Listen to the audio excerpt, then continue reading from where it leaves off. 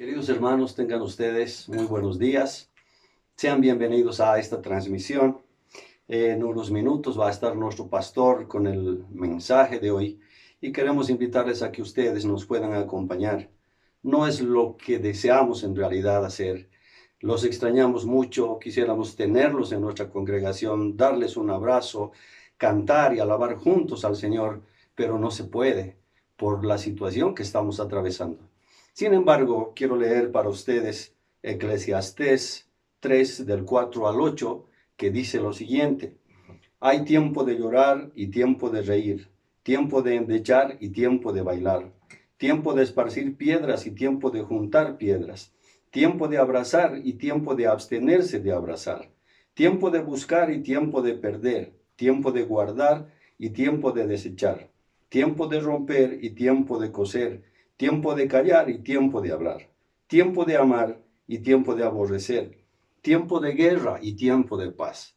Estamos en tiempos en los que no nos podemos abrazar y todos nos extrañamos. Quisiéramos tenerlos a ustedes en nuestra congregación como cada domingo, pero esto es lo que el Señor ha hecho para nosotros. Esto es lo que tenemos por ahora y lo que tenemos que hacer es gozarnos y que su gracia sea suficiente para nosotros. Quiero invitarte a que tengas tu Biblia en tu mano para que podamos repetir nuestra declaración. Y nuestra declaración dice así: esta es mi Biblia, la eterna palabra de Dios, inspirada, infalible, inerrante, siempre viva y eficaz. Sus verdades son absolutas y eternas, suficiente en todo asunto de fe y práctica. Hoy recibiré la incorruptible, indestructible, la siempre viva semilla de la palabra de Dios. Nunca más seré igual, en el nombre de Jesús. Amén. Quiero invitarte a que puedas orar conmigo en esta mañana para que luego dejemos el tiempo a nuestro pastor. Amado Señor, te damos gracias por este tiempo que tú nos has dado. Señor, te damos gracias porque has parado el mundo. Nadie nunca se había imaginado que esto sucedería, Señor, pero solo tú, con tu poder y con tu gracia, puedes sacarnos de esto. Estoy seguro, Señor, de que así como nadie se imaginaba que esto iba a suceder, nadie se imagina la forma en la que esto va a terminar, porque, Señor, solo tú sabes lo que viene más adelante. Dejamos nuestras vidas en tus manos. Te pedimos tu gracia y tu cuidado para cada uno de nosotros. En el nombre de Jesús. Amén.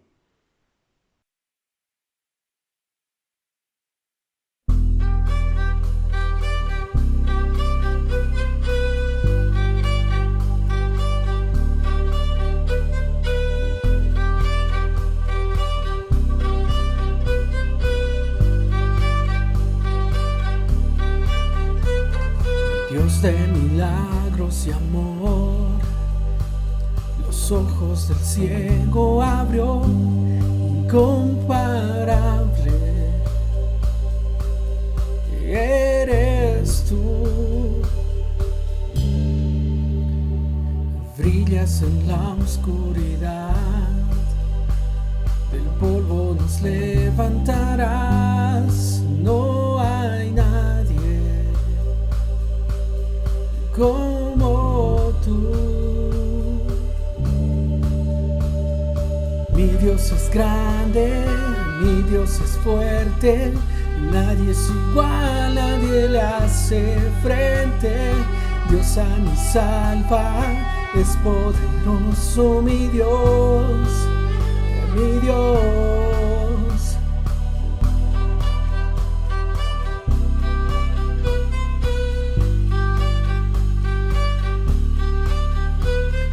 Brillas en la oscuridad, del polvo nos levantarás.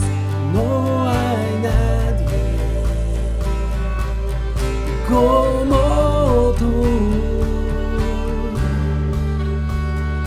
Mi Dios es grande, mi Dios es fuerte, nadie es igual, nadie le hace frente.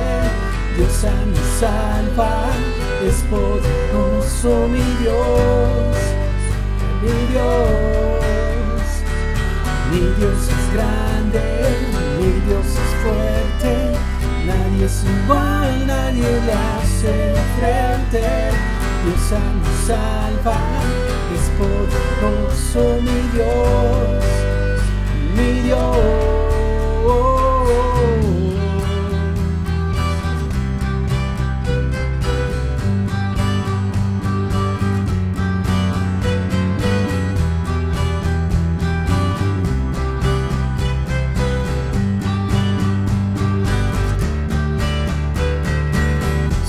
Es con nosotros, ¿quién pues contra nosotros?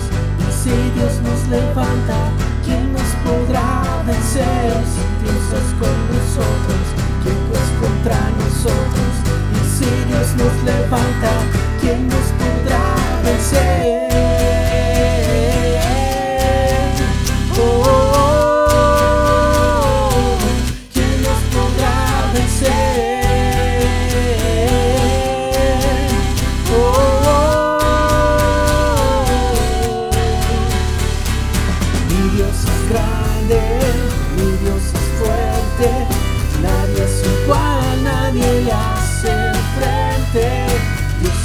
Salva, es poderoso mi Dios, mi Dios. Mi Dios es grande, mi Dios es fuerte, nadie es igual, nadie le hace frente. Dios sana y salva, es poderoso mi Dios, mi Dios. Si Dios es con nosotros, ¿quién pues contra nosotros? Y si Dios nos levanta, ¿quién nos podrá vencer? Si Dios es con nosotros, ¿quién pues contra nosotros? Y si Dios nos levanta, ¿quién nos podrá vencer? Oh, oh, oh, ¿quién nos podrá vencer?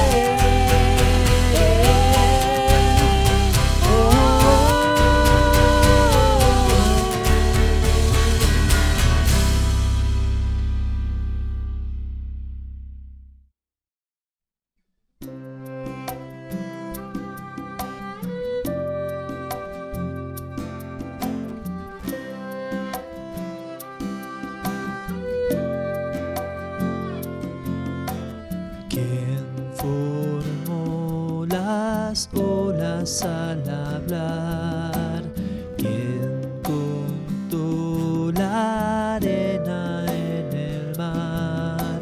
Reyes, pueblos tiemblan a su voz, la creación le rinde adoración.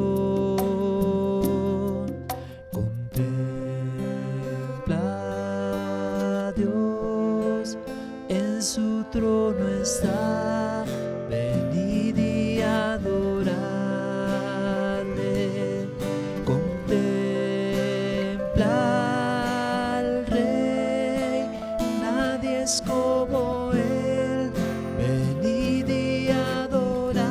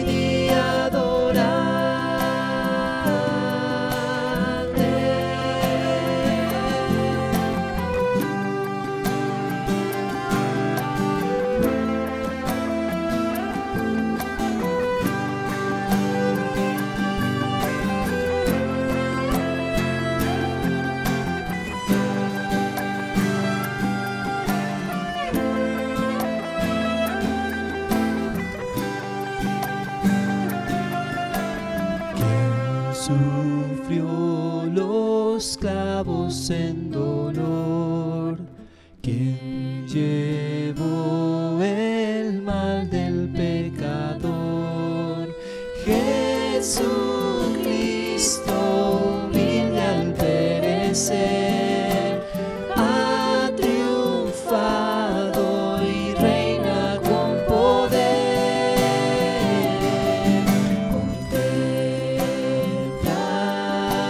a Dios, en su trono está, venid y adoradle.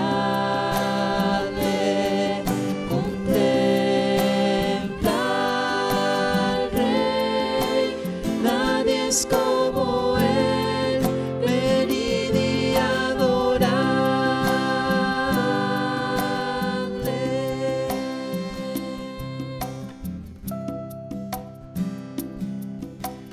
Reinarás por siempre, reinarás por siempre, reinarás por siempre, reinarás por siempre.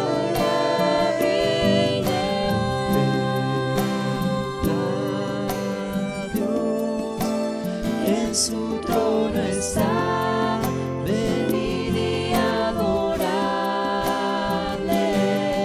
Contempla al Rey, nadie es como Él, venid y adoradle.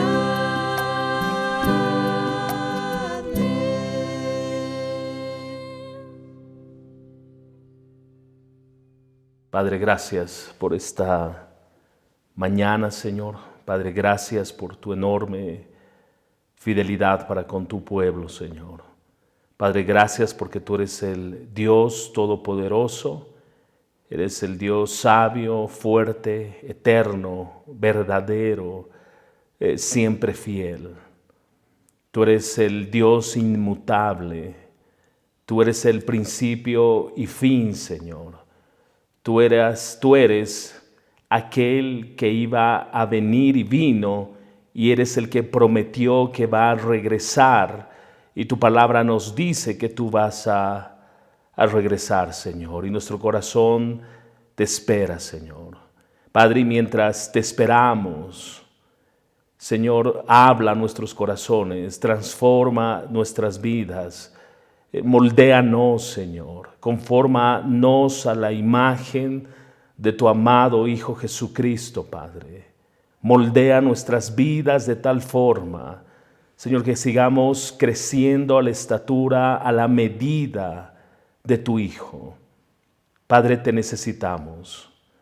Señor, en esta mañana, en este día, te necesitamos, Señor. Padre, nadie mejor que tú conoce nuestros corazones. Nadie mejor que tú, Señor, puede escudriñar nuestros pensamientos. Señor, y a la luz de tu santidad, Padre, todo lo que hay en nosotros es expuesto. Señor, glorifícate. Glorifícate en medio de la exposición de tu palabra. Padre, visita cada hogar. Padre, que tu presencia sea manifiesta, Señor, de tal manera que al final de la exposición de tu palabra podamos tener testimonio de tu Espíritu Santo, Señor, de aquello que tú has hablado. Sella tu palabra en nuestras mentes y corazones, Señor. Y aquello que no venga de ti, Padre, deséchalo en el nombre de Jesús. Gracias, Señor. Gracias, Padre. Amén. Amén. Buenos días, hermanos. Realmente nos sentimos felices por la libertad que tenemos de poder usar estos medios y poder llegar hasta los distintos hogares. Como decía Gonzalo, no es lo que nosotros quisiéramos, pero es lo que Dios ha provisto en medio de este tiempo, en medio de esta cuarentena.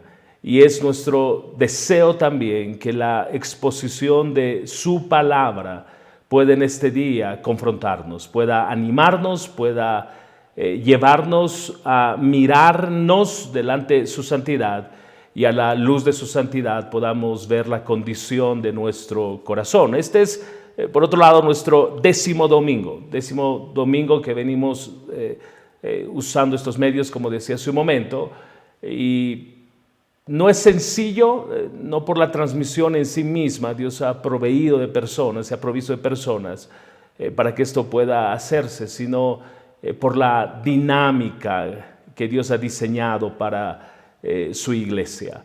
Quiero volver a nuestra premisa que he venido mencionando a lo largo de estos domingos, y es que no debemos salir de esta cuarentena como hemos entrado.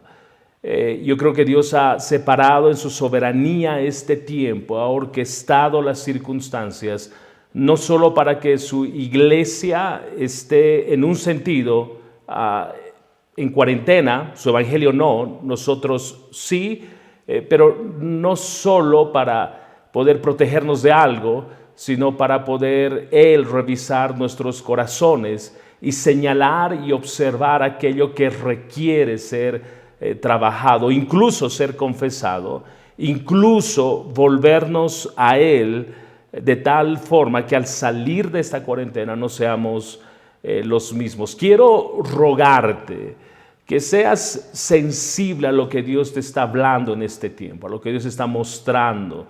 Es fácil entrar en una pasividad en este tiempo. Es muy sencillo acostumbrarnos a hacer las cosas de manera mecánica, de manera rutinaria y pensar que todo está bien. Es muy sencillo. Pero el desafío monumental es perseverar en este tiempo, en una vida consistente delante del Señor, en nuestra relación con Él.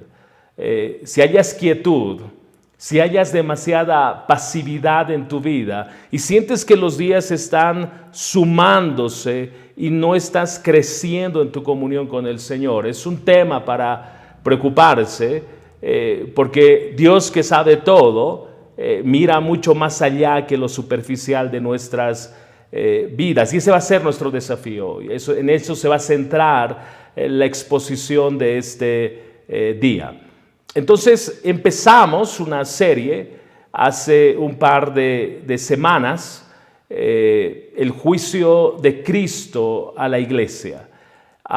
Estamos revisando las 7 cartas de Cristo escritas a las 7 iglesias en Asia Menor, que se encuentra registrado en Apocalipsis capítulo 2 y capítulo 3. Iniciamos exponiendo la primera carta dirigida a la iglesia de Éfeso, donde observamos que en la superficie de esta iglesia todo se veía bien, todo lucía bien. Lo que se miraba externamente estaba bien, pero Dios, que mira en lo secreto, que mira en lo íntimo, Dios que no puede ser engañado, Dios que no puede ser impresionado por nuestras obras, tiene que decir algo. Y es: abandonaste tu primer amor. La motivación y las razones por la cual hoy haces todo, dice Dios, ya no soy yo. Por lo tanto, la palabra, si tú recuerdas, nos enfatizaba y exhortaba y nos llevaba a la necesidad monumental de volver a nuestro primer amor, y el camino para ello era arrepentimiento. Continuamos la exposición con la carta dirigida a la iglesia de Esmirna.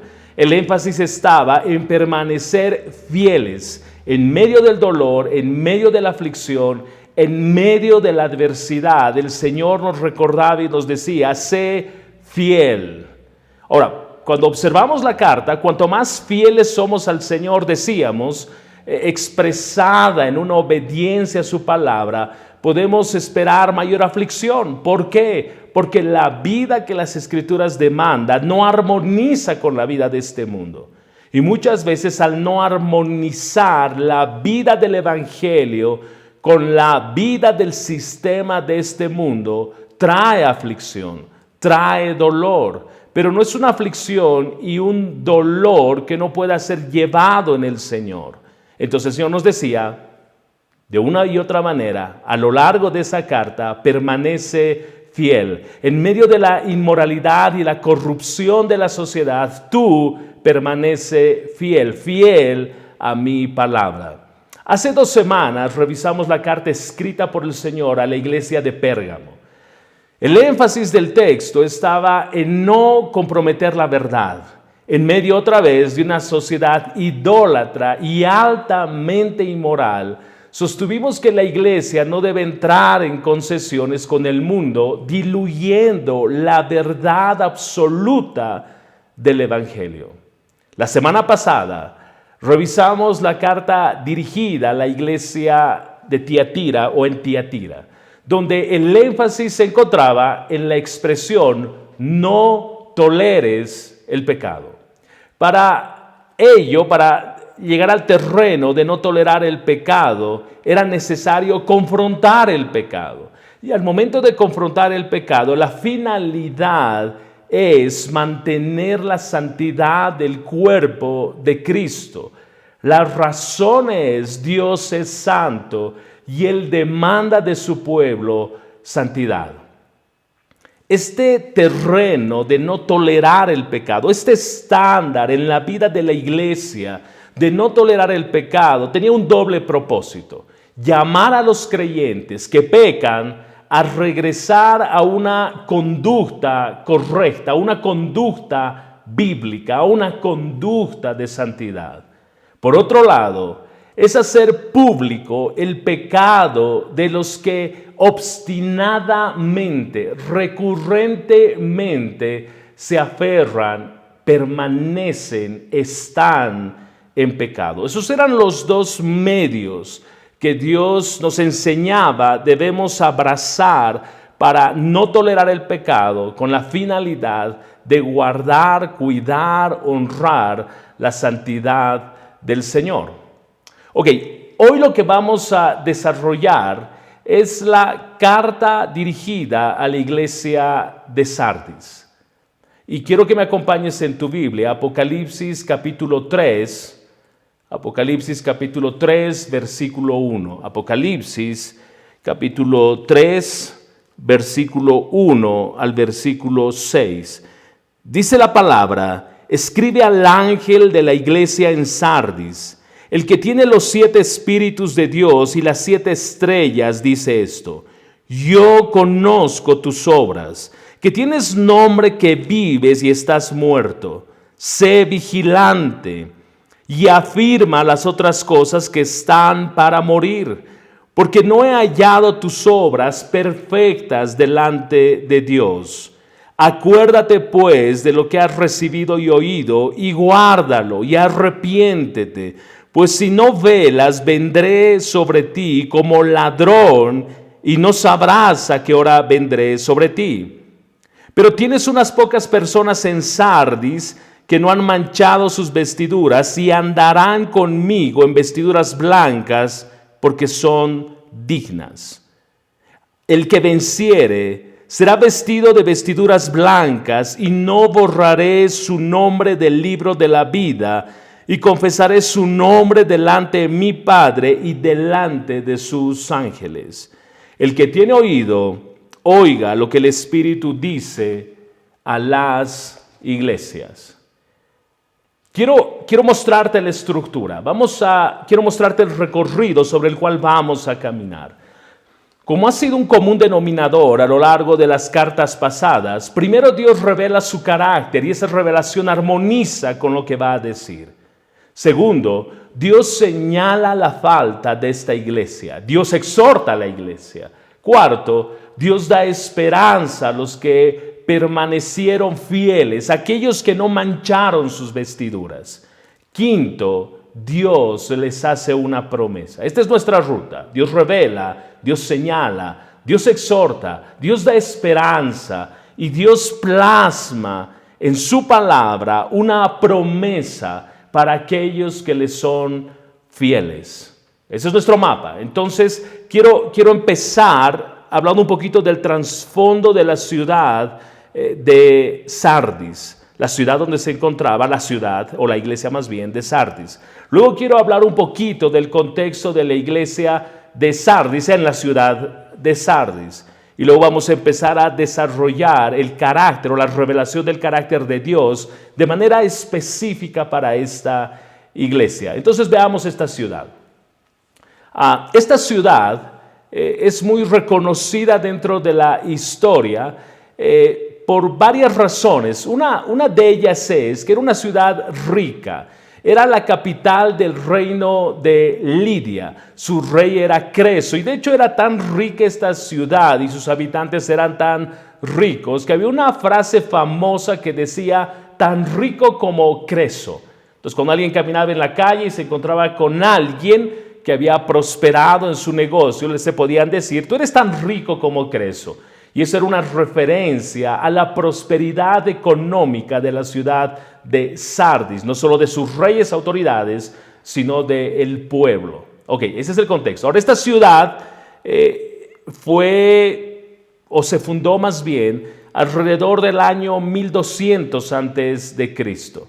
Entre las figuras que sobresalen de esta ciudad, no solo era Creso, el rey Creso, sino estaba Esopo. Usted va a recordar que es el famoso escritor de fábulas. Muchos coinciden que él pudiera haber nacido en Sardis. Ok, la mayoría de las riquezas de Sardis venían del oro, que se extraía del cercano río conocido como Pactolos. Ok, uno puede pensar que esta información, al igual que la otra información a las otras iglesias, no era relevante. Pero hemos descubierto que tiene mucho que ver con la carta que escribe el Señor. Entonces, vuelvo a insistir, esta ciudad era conocida por extraer oro del río Pactolos. Los arqueólogos han encontrado centenares de crisoles que eran usados para refinar oro en todo lo largo y ancho de las ruinas de Sardis. Eso nos habla de muchas cosas. Entre ellas que era una ciudad otra vez altamente rica, muy próspera. Se piensa que las monedas de oro y plata se acuñaron por primera vez en Sardis. La ciudad también se beneficiaba por su ubicación. Estaba al extremo occidental y tenía proximidad con varias carreteras y rutas comerciales que hacían de Sardis una ciudad importante. Otro elemento a considerar, y por favor presta mucha atención a este detalle, es que era un centro de producción de lana y de la industria del vestido, de la vestimenta. En realidad, Sardis, a lo largo de los años, reclamaba el haber descubierto cómo teñir la tela. Ahora, yo te digo que esto es importante, porque cuando el Señor empieza a escribir a esta iglesia, les dice, ustedes han permanecido fieles porque no han manchado sus vestiduras, no han teñido su ropa. No lo pases por alto, es importante. Y es importante porque Jesús siempre habla o siempre se dirige a estas iglesias en el contexto de su realidad. Ok, Sardis estaba ubicada más o menos a unos 50 kilómetros al sur de Tiatira y estaba alzada, si vale el término, a 500 metros de altura de un valle. La colina sobre la cual estaba asentada la ciudad de Sardis tenía construido muros alrededor, pero en 3 de sus ángulos, 3 de sus lados, habían riscos. Rocas lisas que impedían, 500 metros, que impedían que sus enemigos pudiesen llegar a ella. El único ingreso era por el sur, por una de las carreteras principales. Y era un ingreso además difícil para los que deseaban entrar a Sardis. Entonces uno podía pensar en esta ciudad como que era una ciudad próspera, rica, era una ciudad que se había acuñado en esta ciudad por primera vez las monedas en oro y plata. Era una ciudad que manejaba la industria de la ropa, de la vestimenta. Era una ciudad que además creció tanto que a los pies de la colina estableció una otra ciudad. Y la ciudad que estaba sobre la colina se llegó a convertir en los años en un lugar de refugio. Ahora preste atención. Su aparente ubicación hizo que los pobladores de Sardi se volvieran muy orgullosos de su aparente seguridad. Esa actitud de aparente seguridad, de pensar que todo está bien, que tiene todos los recursos, todos los medios, no solo económicos, sino de seguridad y protección de su ciudad, esa actitud a la larga resultó en la caída de la ciudad. Sardis fue conquistada por Ciro, rey de Persia.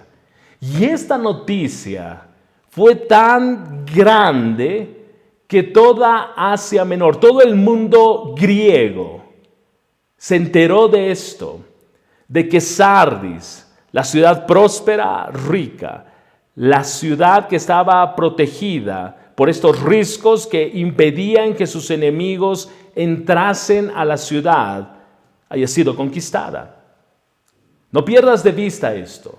Sardis nunca se recuperó de aquello. Sardis nunca volvió a recuperar su independencia. Con el tiempo, cayó bajo el dominio del Imperio Romano en el año 133 a.C. Mire lo siguiente que pasó. En el año 17 después de Cristo, Sardis sufre uno de los más grandes terremotos de ese tiempo que destruyó toda la ciudad. Si bien fue reconstruida por el aporte económico del emperador Tiberio, y como gratitud Sardis le construyó un templo para su adoración, Sardis nunca fue o volvió a ser la misma. Ahora, si bien le construyeron un templo a Tiberio para su adoración, Sardis tenía su propia diosa, que era la misma diosa de Éfeso, Cibeles, Artemisa o la diosa Diana. Por otro lado, aún su adoración primaria no era, decíamos, al emperador, y tampoco necesariamente era la diosa Diana. Ellos, cerca de la ciudad de Sardis, había un manantial. La historia cuenta que en ese manantial los dioses se manifestaban y volvían a dar vida a los muertos. Entonces, cuando alguien moría, la gente iba a estas aguas termales que estaban cerca de la ciudad, los hundían en las aguas y esperaban que en un momento los dioses se acordaran de ellos y pudiesen resucitar a esa persona que había muerto. Ok, ese es Sardis. Esta es la ciudad de Sardis. Veamos a la iglesia de Sardis en la ciudad de Sardis. La iglesia en Sardis tenía la reputación de estar viva, pero el Señor Jesucristo dijo que estaba muerta. Quiero que notes la espiral descendente que reflejan estas iglesias en Asia Menor. Comenzamos con la pérdida de su primer amor. Iglesia de Éfeso es acusada por el Dios que es santo, por Cristo mismo, que había abandonado su primer amor. Luego, Dios señala a la iglesia de Pérgamo y la acusa de haber comprometido la verdad. Luego señala a la iglesia de Tiatira y le dice: tú estás tolerando el pecado. Ahora llega a la iglesia de Sardis y le dice: tú piensas que estás viva, tienes reputación de que vives, pero yo te digo que estás muerta. Es una iglesia que había entrado en una crisis espiritual, pero una vez más observa, abandonaron el primer amor, comprometieron la verdad, toleraron el pecado. Eso los lleva a una crisis espiritual que en mucho de la iglesia terminó en una muerte espiritual. Y esto es serio. Pero no pierdas de vista el declive espiritual que sufrieron las iglesias y que se consuma en la iglesia de Sardis. Sardis simboliza las iglesias que están en una crisis espiritual. Y en muchos casos hay iglesias que están muertas. Estas características de crisis espiritual, de muerte, ha existido a lo largo de la historia. y que lamentablemente sigue existiendo en la actualidad. La apariencia de luz es una ilusión en muchos casos. La apariencia de vitalidad es solo una apariencia. El Señor está yendo más allá de lo que se mira externamente. Sin embargo, aunque las Escrituras no nos dan muchos detalles del cómo es que llegó a esta situación, pero si otra vez trazamos juntos el inicio de la primera carta y llegamos hasta la iglesia de Sardis, toda tragedia espiritual, todo declive espiritual, toda crisis y finalmente una muerte espiritual inicia con haber abandonado nuestro primer amor. Ok, con esta introducción un poco amplia pero necesaria, revisemos el carácter de Dios, revisemos la revelación del carácter de Dios que es dada a conocer a esta iglesia.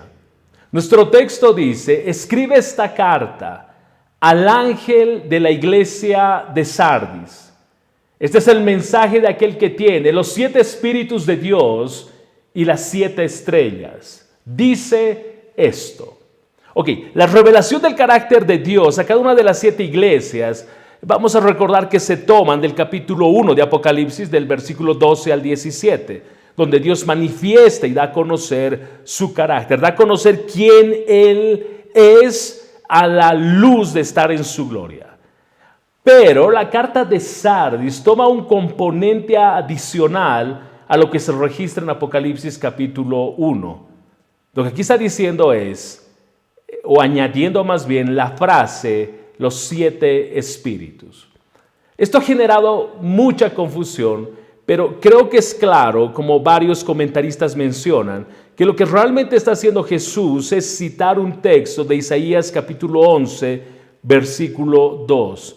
No son 7 espíritus independientes como vamos a notar. Isaías 11:2 nos habla o describe al Espíritu Santo como el Espíritu de Jehová, el Espíritu de sabiduría y de inteligencia, Espíritu de consejo y de poder, Espíritu de conocimiento y de temor de Jehová. La alusión de esta descripción es a la plenitud del Espíritu Santo. Lo que está diciendo el Señor entonces en esta metáfora, además de señalar a las 7 estrellas, que como mencionamos antes, son los 7 mensajeros, son los 7 ancianos, son los 7 pastores de estas iglesias. Ok, esta metáfora muestra a Jesucristo, el soberano Señor de la iglesia, haciendo valer su gobierno sobre su iglesia. Él puede pasar revista a su iglesia cuando Él quiera. Y Él tiene el poder para hacer cumplir sus propósitos y sus designios para con su iglesia. Lo que Él está diciendo es: esta es mi iglesia. Nadie puede enseñorearse de mi iglesia. Y mi iglesia debe moverse bajo mis estándares. Y cuando no lo hacen de esa manera, como sucedió con la iglesia de Tiatira, viene juicio sobre la iglesia. Ok, la iglesia de Sardis no es distinta. Pero la afirmación de los 7 espíritus es que Jesús trata de señalar a la iglesia lo que habían perdido. Trata de mostrar a la iglesia que había entrado en una aparente vida, pero carente del Espíritu Santo. Y cuando uno se pregunta, okay, ¿qué es lo que les faltaba del Espíritu Santo? Lo que se menciona en Isaías 11:2. El Espíritu de Jehová, la misma presencia de Dios. Espíritu de sabiduría y de inteligencia, espíritu de consejo y de poder, espíritu de conocimiento y de temor de Jehová. Esta era la gran ausencia en la iglesia de Sardis. Esta es la razón por la que Cristo dice a esta iglesia: estás muerta, porque la plenitud de mi Espíritu Santo no mora entre ustedes, no está entre ustedes. Hay carencia de vida. No sé si miras lo trágico de esto. No sé si miras lo duro de la afirmación del Señor al momento de decir que esta iglesia está muerta. Recuerde, la vida del Espíritu Santo en medio de una comunidad cristiana no es como prioridad, una vez más lo voy a resaltar y subrayar esto, no es como prioridad la manifestación de dones, no es la música, no es la expresión de mi adoración. Todo esto tiene su lugar y sí es bueno. Pero recuerde que la iglesia de Corinto tenía todo esto, pero era una iglesia altamente carnal, inmoral, que se atrevían a participar de la cena del Señor para hacer un acto de glotonería y terminaban emborrachados. No es que Pablo les recomienda y les dice, oye, si van a ir a la cena del Señor y tienes hambre, come en tu casa. No es que sobre esa acción de la iglesia vino juicio. No es que algunos estaban enfermos y otros habían partido, habían muerto. Es que a veces nuestro estándar de lo que es una iglesia viva es diametralmente distinto al estándar de las Escrituras de lo que llama una iglesia viva.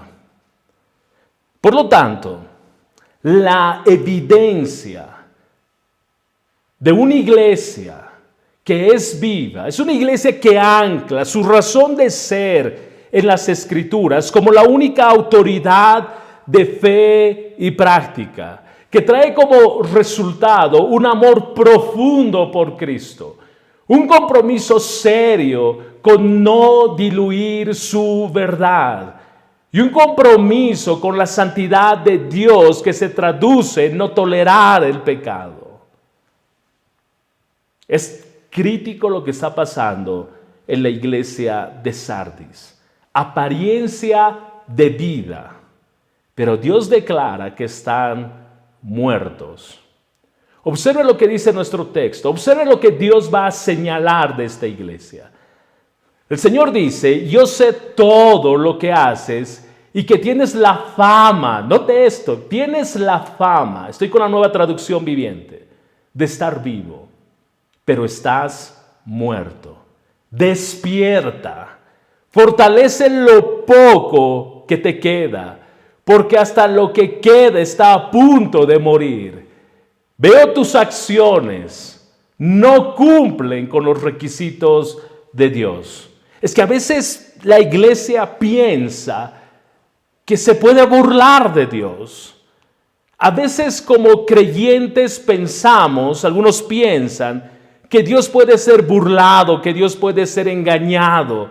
Como que Dios no mira las cosas, pero el Dios que es omnisciente, el Dios que lo sabe todo y que Él es testigo de todo, no es que alguien viene y le cuenta, Él es en su omnisciencia testigo absolutamente de todo. Una vez más le dice esta iglesia, tienes fama de estar vivo, pero ¿sabes qué?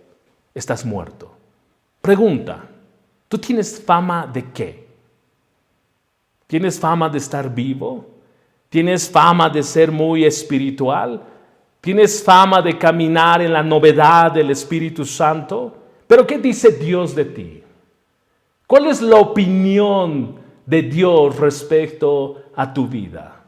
A la iglesia de Sardis le dice, despierta, porque aún lo poco que te queda está a punto de morir. Y tus acciones, estas que estás haciendo hoy, además, no cumplen con los requisitos de mi Dios. Es trágico. Yo sé lo que haces y que tienes la fama de estar vivo. Aunque su apariencia externa pudiera engañar a los hombres que tenían nombre o reputación de estar vivo en medio de una sociedad que aparentaba tener una reputación de estar viva, la iglesia de Sardis no podía engañar al Señor. Dios conocía sus obras y su conocimiento es infalible. Dios, cuando observa algo y emite un juicio, no se va a considerar si tomó una buena o mala decisión. Dios es sabio. Dios emite un juicio sobre la base de su conocimiento perfecto de todo. Sardis estaba muerta. Podía lucir muy bien, pero Dios le dice, a mí no me engañas. Tienes apariencia de que todo está funcionando bien. Tienes apariencia de que todo está en orden. Tienes apariencia de que las cosas están funcionando. Dios dice, a mí no me engañas. Esta iglesia vivía de su reputación del pasado. Esta iglesia vivía de lo que era antes. ¿Y no se te hace similar aún con las personas dentro de la iglesia? ¿Cuántas personas llegan al Señor? Esa era la historia de la iglesia de Sardis. En el pasado llegaban muchos. Había una obra sobrenatural del Espíritu Santo operando en medio de la vida de los creyentes. La adoración que la iglesia elevaba al Señor era extraordinaria. Eran las glorias del pasado, como alguien diría. Todo se refería al pasado. Es lo que les está diciendo el Señor. Tú vives de tu fama pasada. ¿Qué de los cristianos? ¿Qué de los cristianos que viven del pasado? Entre comillas, de las glorias del pasado. Recuerdan cómo oraban, recuerdan sus tiempos a solas con el Señor, recuerdan lo extraordinario de acercarse a las Escrituras y poder percibir que el Señor de manera muy sobrenatural hablaba a sus corazones. Recuerdos del pasado, glorias del pasado, reputación del pasado. Es lo que Cristo le está diciendo a la iglesia de Sardis. Pero lo que en realidad está señalando es que tú estás viviendo de los recuerdos del pasado porque hoy estás en una crisis espiritual. Probablemente estás viviendo de los recuerdos del pasado porque probablemente hoy no existe vitalidad del Espíritu Santo en tu iglesia, en tu vida. La idea del Señor en esto es, observa lo que está pasando. Observa tu vida, observa lo que estás mostrando y observa si eso coincide y armoniza con tu hombre interior. Observa si tu corazón coincide con tus actitudes externas. Porque note que el Señor está diciendo, aparentas algo, pero realmente estás muerto.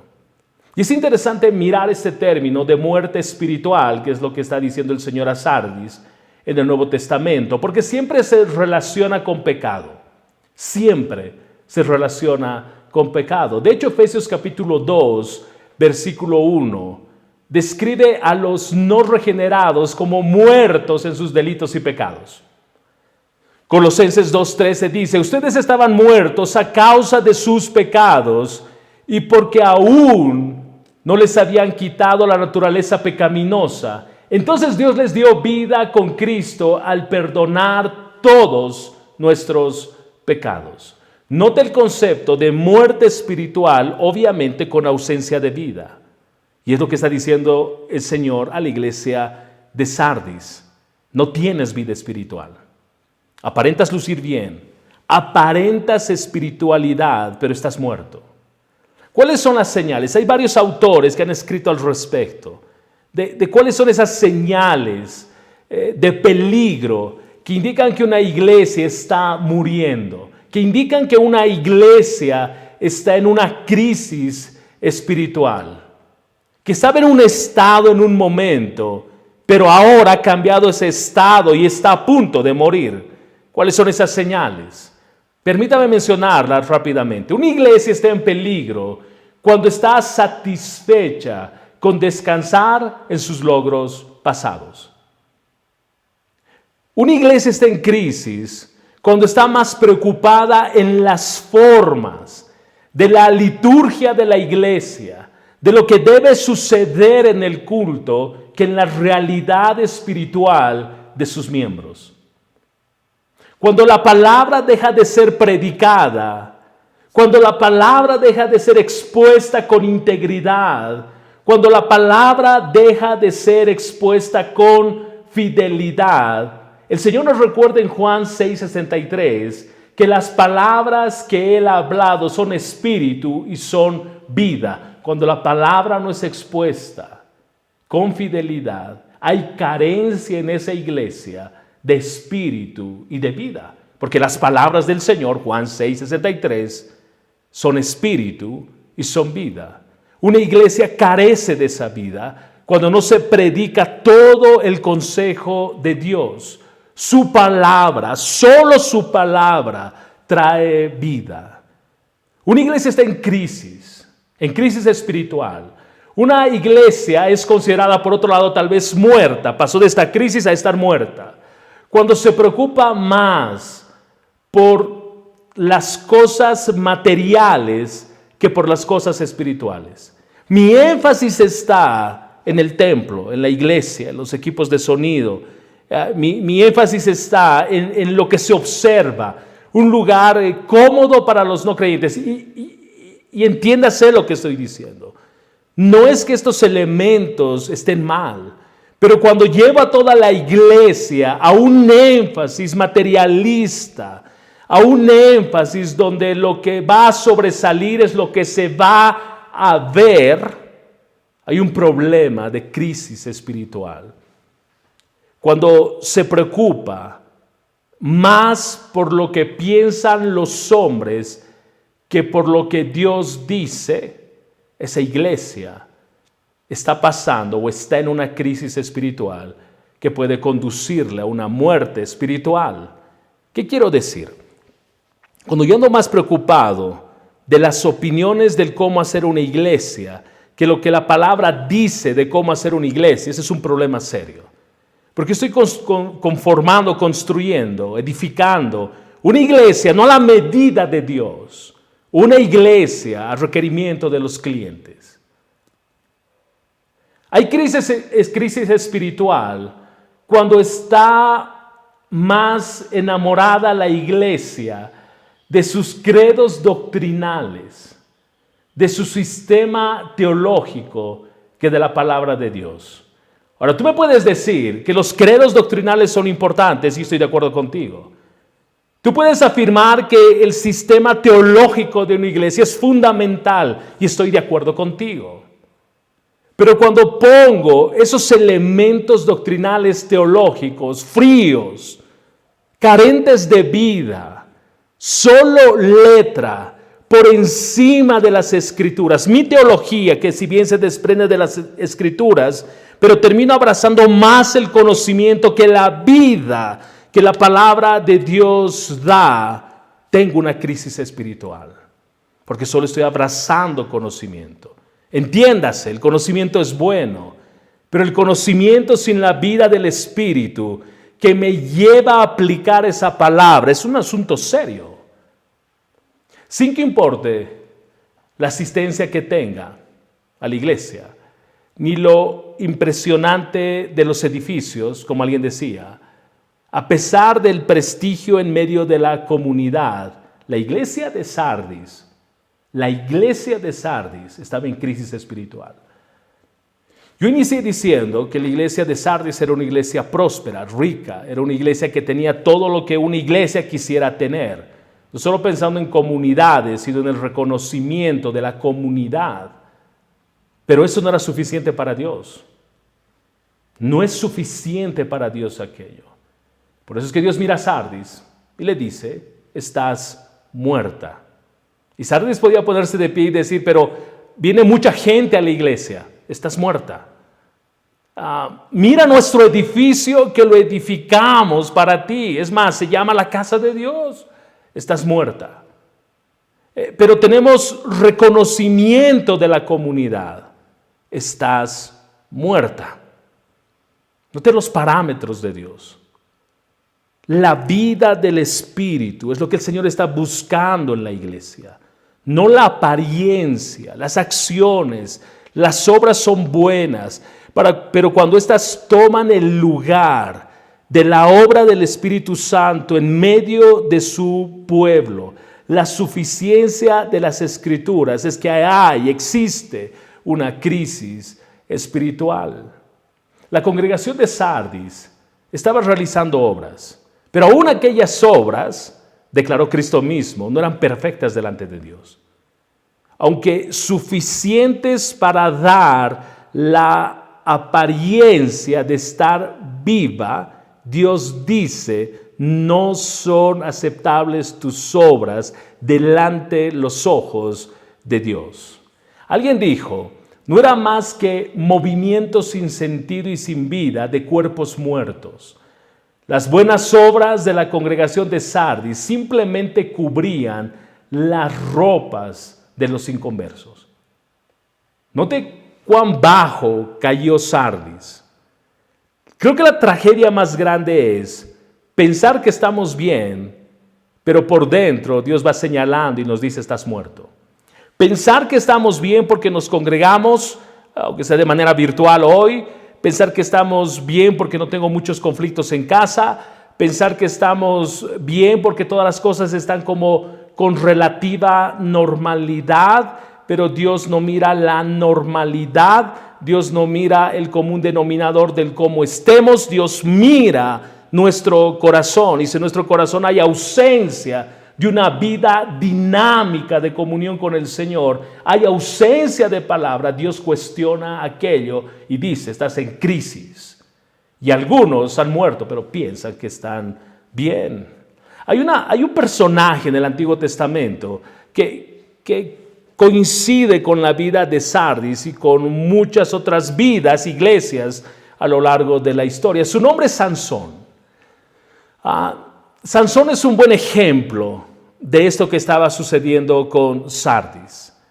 A pesar de lo espectacular de sus hechos, de su asombrosa fuerza, su vida terminó trágicamente.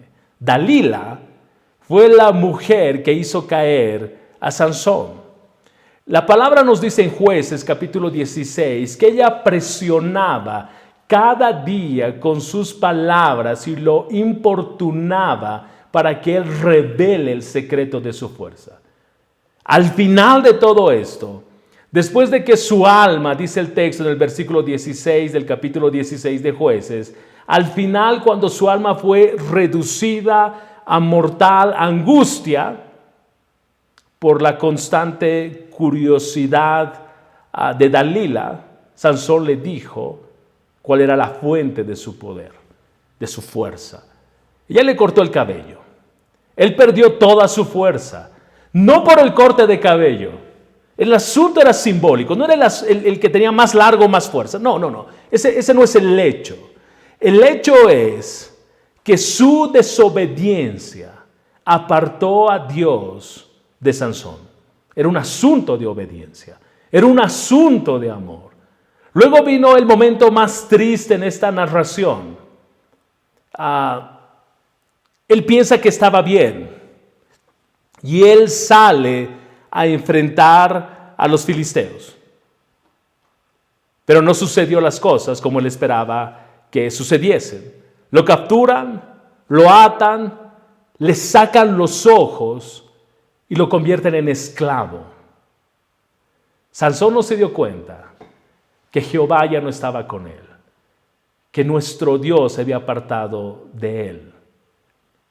Aunque era un hombre reconocido por el pueblo, era un hombre del que se hablaba de sus glorias pasadas y lo que Dios había hecho con él y a cuántos soldados había derrotado, su tragedia llegó en medio de la vergüenza, el encarcelamiento, la ceguera, la humillación y por último, su muerte. Esta es la historia de Sardis, que estuvo en un momento de su vida espiritualmente viva y fuerte. Ahora estaba ciega y débil. Pero como vivía de los recuerdos del pasado, no se dio cuenta que ya estaba muerta. Mi pregunta es, cuando tú miras tu pasado en tu vida cristiana, cuando tú consideras tu pasado espiritual, ¿cuán diferente es a hoy? ¿Y cuánto vives de estos recuerdos del pasado que a veces te generan hasta tristeza por cómo era tu vida espiritual antes? Pero déjame preguntarte si más bien eso no es una llamada de atención de que estás en una crisis espiritual. Cuando vivo del pasado y no encuentro algo fresco en el presente, es un problema.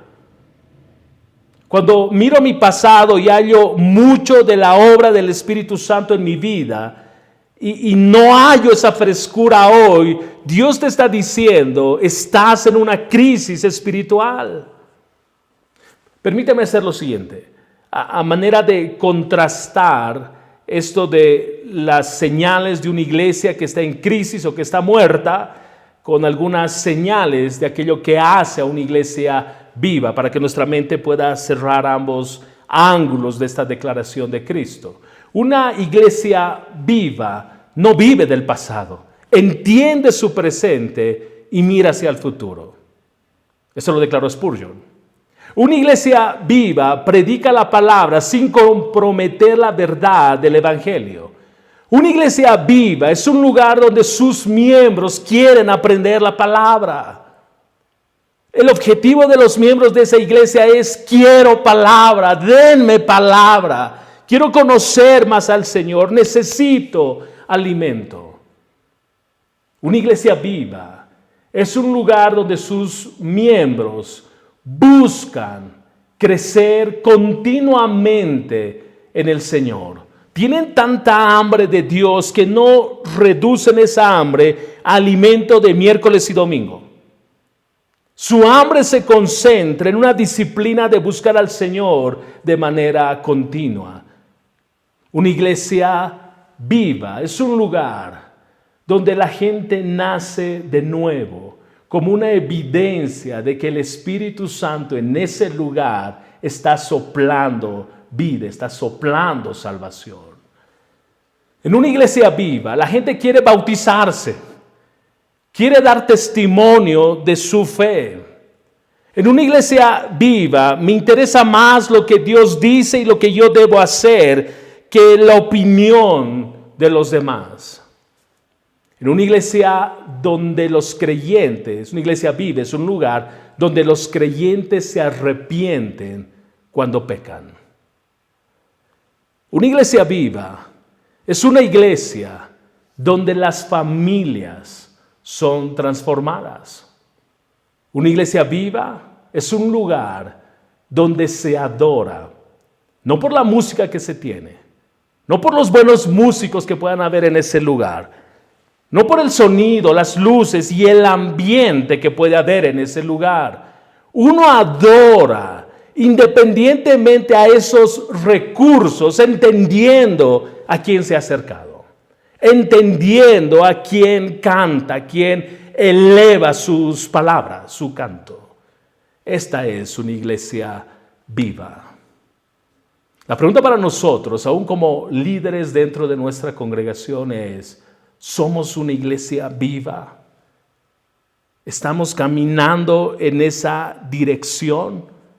Si Dios se acercase hoy a nosotros, ¿qué es lo que nos diría respecto a la obra que ha puesto en nuestras manos?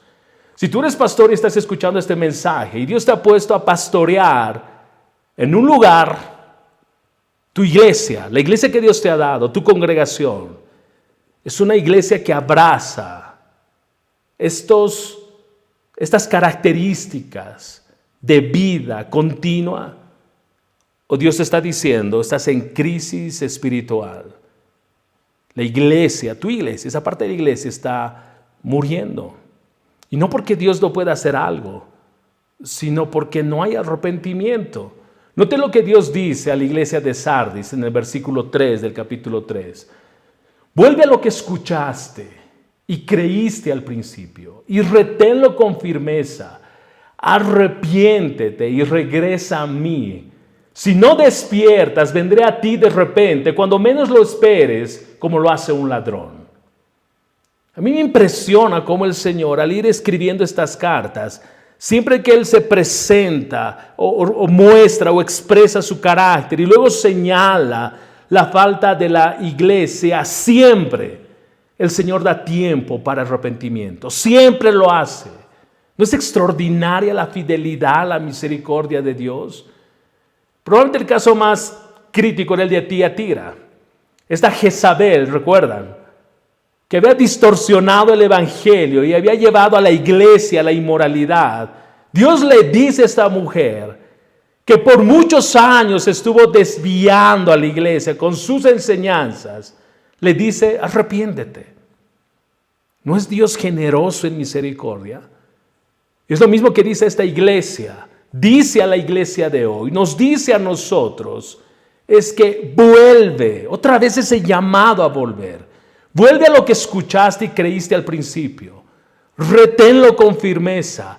Arrepiéntete y regresa a mí. ¿No es este llamado para este tiempo de volvernos al Señor? ¿No es el llamado en este tiempo de volver a la sana doctrina, volver a las Escrituras, anclar nuestro corazón y mente en la palabra?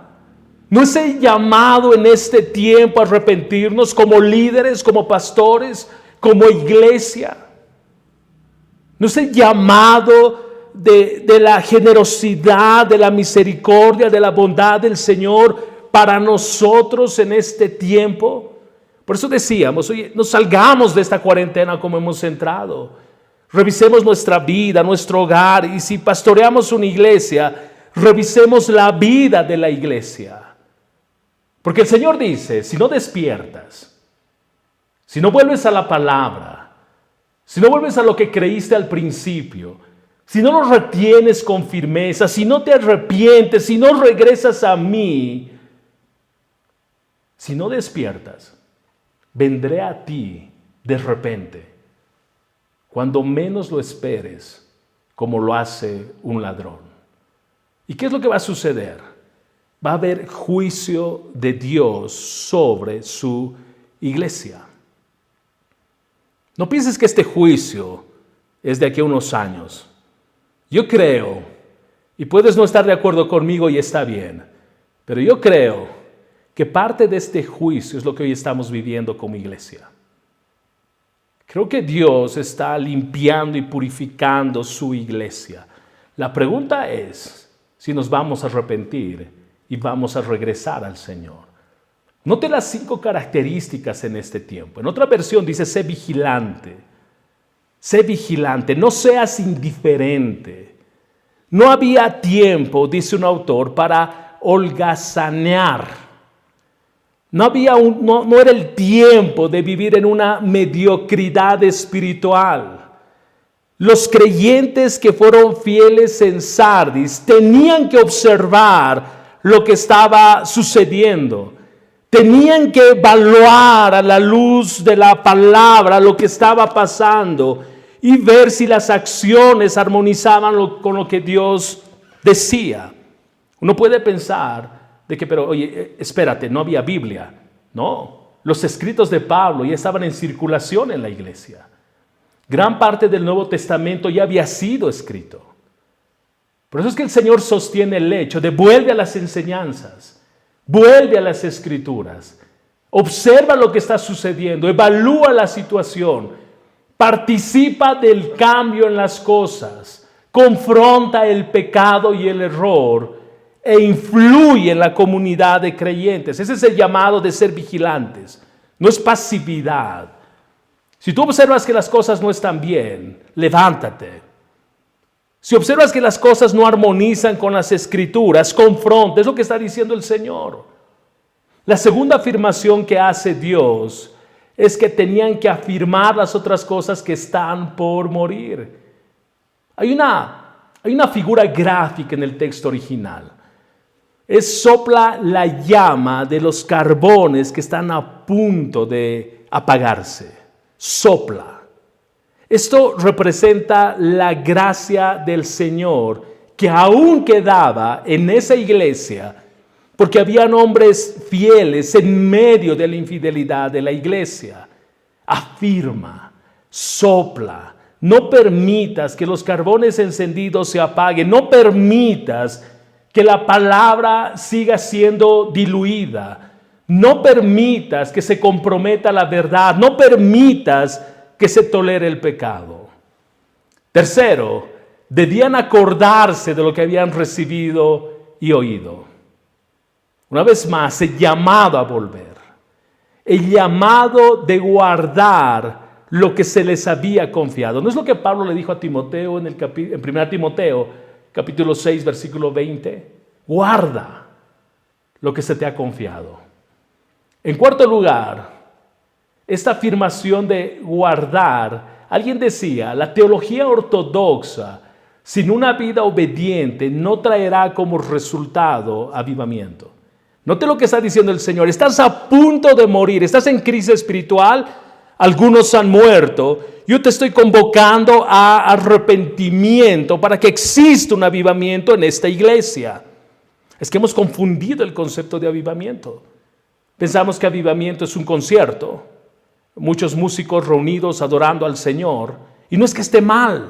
Debemos adorar, debemos cantar al Señor, pero el avivamiento bíblico es un volver a las Escrituras, a la confrontación de ella en nuestras vidas y arrepentirnos de todo lo malo que hicimos delante del Señor, y entonces Dios aviva su obra. Note que no tiene que ver con otras cosas, sino con el volver a las Escrituras. Dios llama arrepentimiento. Y aquí quiero abrir un paréntesis muy breve, porque confesar es distinto a arrepentimiento. Confesar es admitir que hemos cometido una falta o pecado, pero no implica necesariamente un cambio de actitud. Arrepentimiento no es solo lamentarse de que hicimos algo mal, sino que también significa apartarnos del pecado y volvernos a Dios de todo corazón. Implica un cambio de mente que lleva a un cambio de conducta. Yo puedo confesar sin arrepentirme.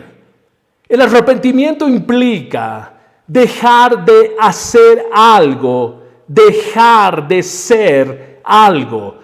Dejo de ser carnal para ser espiritual. Dejo la vida que no armoniza con las Escrituras y empiezo a alinear mi vida con el Señor. No solo me siento mal por lo que hice, sino que corro al Señor y me humillo delante de Él. De hecho, la vida del creyente es una vida de cruz. Es una vida de continuo arrepentimiento. Es una vida de confesión. Cuando realmente me he arrepentido es cuando he confesado mi pecado y me he apartado de Él. Dios está demandando estas 5 cosas de su iglesia. Dios está demandando que seamos vigilantes, que afirmemos nuestro corazón, que nos acordemos de las Escrituras, que volvamos a ellas, que las guardemos, que nos arrepintamos mientras aún es tiempo. Es lo que el Señor nos está llamando a hacer. Miren lo que dice Dios, versículo 4. Sin embargo, hay algunos en la iglesia de Sardis que no han manchado la ropa con maldad. Ellos caminarán conmigo vestidos de blanco porque son dignos. Estos hombres son fieles. Hay un grupo que no está viviendo del pasado, hay un grupo que no está viviendo de apariencias, hay un grupo que está siendo fiel.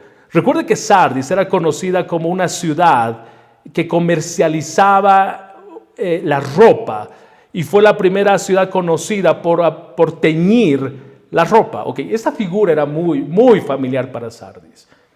Dios le está diciendo, tú no has teñido tus ropas. Tú no has teñido tus ropas con el sistema de este mundo, con la idolatría del mundo, con la inmoralidad del mundo. Tus ropas permanecen blancas delante de mí. No te has contaminado con nada. Es que Dios no se olvida de aquellos que permanecen fieles. Tú puedes creer que en medio de tu fidelidad Dios se ha olvidado. Dios jamás se olvida de ti. Dios jamás se olvida de su iglesia que permanece fiel a Él. Hebreos capítulo 6, versículo 10 dice, pues Dios no es injusto, no olvidará con cuánto esfuerzo han trabajado para Él y cómo han demostrado su amor por Él sirviendo a otros creyentes como todavía lo hacen. Dios no es injusto, Dios no ha olvidado, Dios tiene en mente tu esfuerzo, tu dedicación, tu entrega, tu santidad. Dios no pasa por alto esas cosas. El profeta Elías, que Pablo narra esta historia en Romanos capítulo 11, versículos 1 al 6, Elías pensó que él era el único. Elías se quejó delante de Dios. Elías le dijo a Dios: Señor, han matado a tus profetas, han derribado tus altares. Yo soy el único que queda con vida. Y ahora me buscan para matarme a mí también. ¿Recuerda lo que Dios les respondió? No, Elías, no. Tengo 7,000 más que nunca se han inclinado ante Baal. ¿No es extraordinario? La precisión de Dios de saber quiénes de sus hijos, qué parte de su iglesia, quiénes le son fieles. No dijo tengo algunos, no dijo tengo unos cuantos miles. Dios habló con precisión y dijo: Elías, no eres el único. Tengo 7,000 más que nunca se han inclinado ante Baal. Elías, no presumas. Dios no pasa por alto la fidelidad de su pueblo. Dios no pasa por alto tu fidelidad, tu compromiso, tu dedicación. Si piensas que estás haciendo las cosas y como que Dios no considera aquello, estás diametralmente equivocado. Al igual que en la iglesia de Sardis, habían hombres fieles, mujeres fieles, y Dios los conocía. Dios reconoce ese esfuerzo. Hay una promesa detrás de esto. MacArthur dice: Dios tenía su remanente aún en la iglesia muerta de Sardis.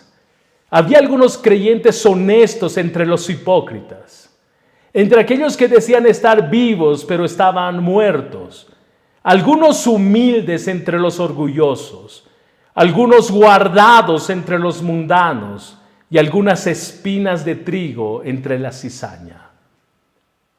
Dios sabía que esta parte de la iglesia de Sardis no se había manchado, no se había mancillado, no se había contaminado. Dios sabía que había hombres fieles para con él. Y es por eso que les dice: todos los que salgan vencedores, versículo 5, serán vestidos de blanco. Nunca borraré sus nombres del libro de la vida, sino que anunciaré delante de mi Padre y de sus ángeles que ellos me pertenecen. Todo el que tenga oídos para oír debe escuchar al Espíritu y entender lo que dice a las iglesias. Observa cómo Dios garantiza que los suyos le pertenecen y que Él los va a confesar delante de su Padre y que Él los va a confesar delante de los ángeles. Todo verdadero cristiano es victorioso. Es lo que está diciendo el Señor. Es victorioso por medio de Cristo, sobre el pecado, sobre la muerte, sobre Satanás.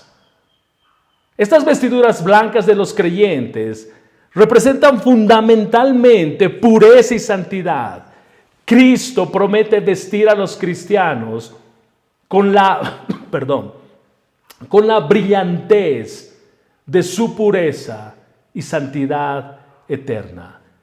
Cristo, además, a cada cristiano está diciendo que Él no borrará su nombre del libro de la vida, sino que Él los va a confesar delante de su Padre. Aquí hay un problema. Y es que cuando uno lee este texto, fuera de su contexto, es un buen pretexto para decir que Dios va a borrar tu nombre. Pecaste y Dios tiene una goma y te va a borrar el nombre, te va a eliminar. Espérate. Tu nombre está escrito. Si tú has nacido de nuevo, tu nombre está escrito en el libro de la vida. Tú le perteneces al Señor y nadie te puede arrebatar de sus manos, porque fuiste comprado a precio de sangre, sangre del unigénito, sangre de la segunda persona de la Trinidad, el Hijo de Dios. Tu vida tuvo ese costo, tu vida tuvo precio de cruz. Nadie en este mundo, nadie en el mundo venidero, nadie puede arrebatarte de las manos del Señor. El punto no es ese. El tema es si tú lo conoces. El tema es si tú has nacido de nuevo. El tema es, como dice 1 de Juan capítulo 3, si lo has visto y si lo has conocido. No es una apariencia. Recuerde lo que pasó con Sardis. A veces hay una apariencia. Parecería que soy, pero realmente estoy muerto. Y esta figura Jesús lo usó porque sucedía algo en los tiempos de Juan. Los gobernantes tenían un registro de los ciudadanos de una ciudad. Si alguno moría o cometía un grave delito, se borraba su nombre de ese registro.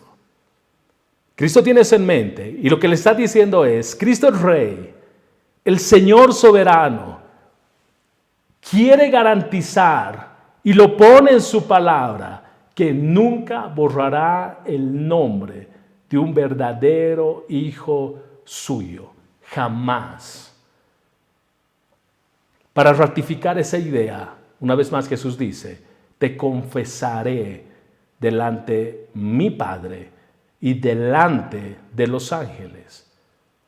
¿No es esa promesa extraordinaria? Para cerrar quiero que me acompañes a Romanos capítulo 8, versículos 28 al 39. Romanos capítulo 8, versículos 28 al 39. Quiero que ancles tu corazón en esto. Observa lo que la palabra dice, escucha lo que la palabra dice. Y sabemos que a los que aman a Dios, todas las cosas les ayudan a bien. Esto es a los que conforme a su propósito son llamados. Porque a los que antes conoció también los predestinó para que fuesen hechos conforme a la imagen de su Hijo, para que Él sea el primogénito entre muchos hermanos. Y a los que predestinó, a estos también llamó, y a los que llamó, a estos también justificó, y a los que justificó, a estos también glorificó. ¿Qué pues diremos a esto? Si Dios es por nosotros, ¿quién contra nosotros? El que no escatimó ni a su propio Hijo, sino que lo entregó por todos nosotros, ¿cómo no nos dará también con Él todas las cosas?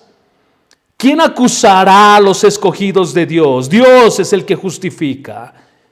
¿Quién es el que condenará? Cristo es el que murió, más aún el que también resucitó, el que además está a la diestra de Dios, el que también intercede por nosotros. ¿Quién nos separará del amor de Cristo? Tribulación o angustia o persecución o hambre o desnudez o peligro o espada. Como está escrito, por causa de ti somos muertos todo el tiempo. Somos contados como ovejas de matadero. Antes, en todas estas cosas somos más que vencedores por medio de aquel que nos amó. Por lo cual estoy seguro de que ni la muerte, ni la vida, ni ángeles, ni principados, ni potestades, ni lo presente, ni lo porvenir, ni lo alto, ni lo profundo, ni ninguna otra cosa creada nos podrá separar del amor de Dios que es en Cristo Jesús, Señor nuestro. Amén. Padre, gracias. Padre, gracias. Porque no hay nada que nos separe de tu amor. No hay nada que nos aleje de ti. Nada nos puede separar de tu mano. Nada nos puede separar de tu obra perfecta hecha en la cruz del Calvario. Tú nos has comprado a un alto precio, tu vida. Te pertenecemos. Somos tuyos. Tenemos tu sello de propiedad, Señor. Gracias, Padre. Gracias, Señor. Padre, oro por aquellos que viven de lo que antes fue y que hoy perdieron.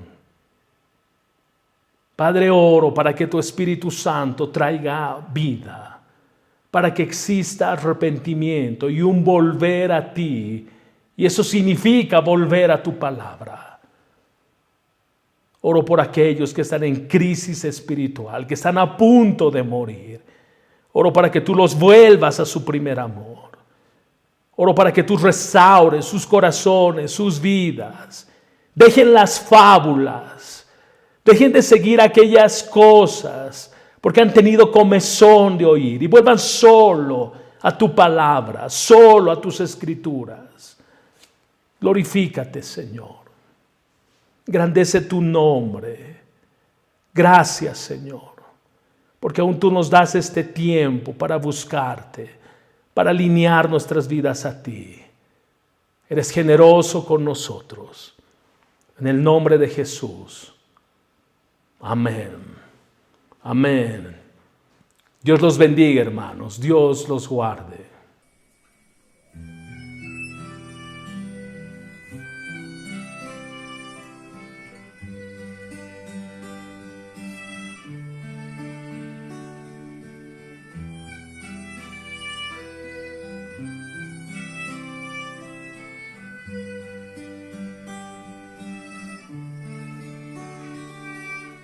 Con tu palabra el mundo afirmaste, Señor.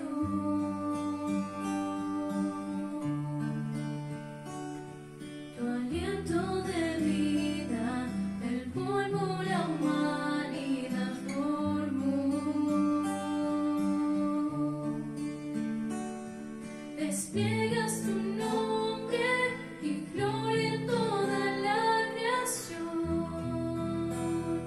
Oh, Santo Dios,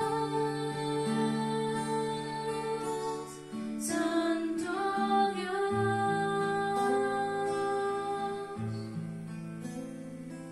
Aun cuando el pecado tu creación corrompió,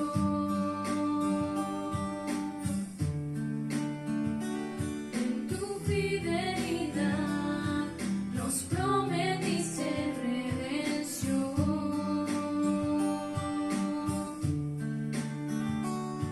Un plan soberano, tu gracia y justicia mostró. Oh, Santo Dios, Santo Dios. Siempre guardas tus palabras, siempre cumples tus promesas, por amor de tu nombre, santo nombre.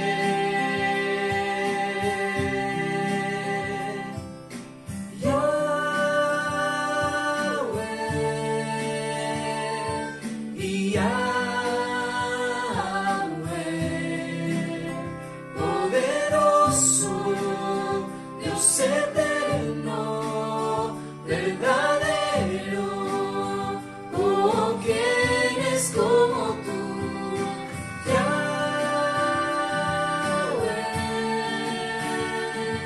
y Yahweh,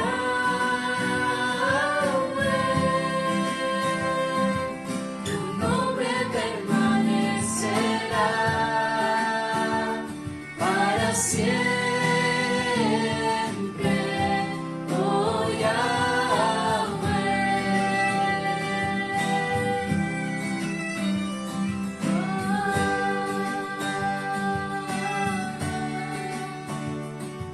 En tu inmensa gracia, un pueblo escogiste para ti.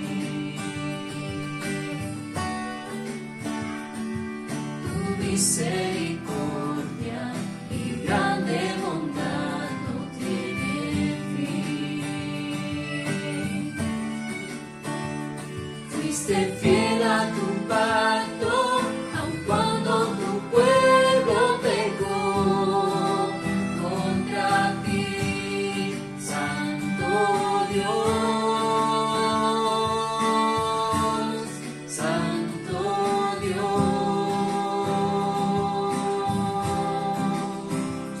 En el tiempo preciso